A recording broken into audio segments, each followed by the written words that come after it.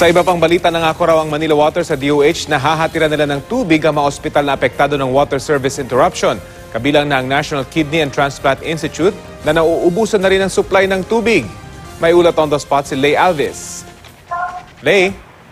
Rafi, as of 11 a.m., nasa critical level na ang water supply ng National Kidney and Transplant Institute dito sa Quezon City. Kaya pansamantalang nililimitahan sa mga oras na ito ang mga pasyenteng isinasalang sa dialysis. Uunahin muna yung mga malubha ang kalagayan.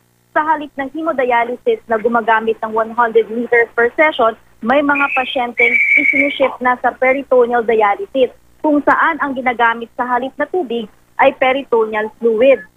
Kumikilos ng NKTI na ma-augment ang kanilang water supply ngayong araw para manumbalik sa normal ang kanilang operasyon. Pansamantala rin binawasan ang mga nakabukas na air cooling system na gumagamit ng tubig.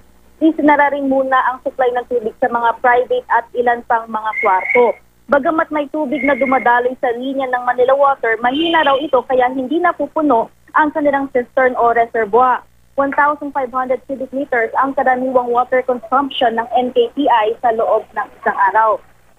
Rafi, sa pulong kanina kasama si Health Secretary Francisco Duque, sinabi ng kalihim na may commitment ang Manila Water sa DOH na hahatiran ng tubig ang mga apektadong ospital.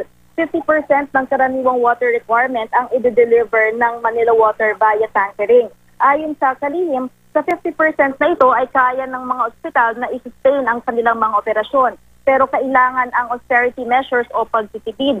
Kaya pakiusap ng DOH sa mga pasyenteng nakakonfine at kanilang pamilya, isa muna ang bantay sa ospital para makatulong na mabawasan ang konsumo sa tubig. Bukod sa NKTI, apektado rin ng water shortage ang Rizal Medical Center, National Center for Mental Health, Philippine Children's Medical Center at Quirino Memorial Medical Center. Magpapatupad daw ng water rotational schedule sa mga apektadong ospital ang Manila Water na 4 a.m. to 5 p.m. simula bukas para matugunan ng peak demand at magkaroon ng sapat na oras ang mga ospital na mag-impok ng tubig. Rafi? Maraming salamat, Lay Alves.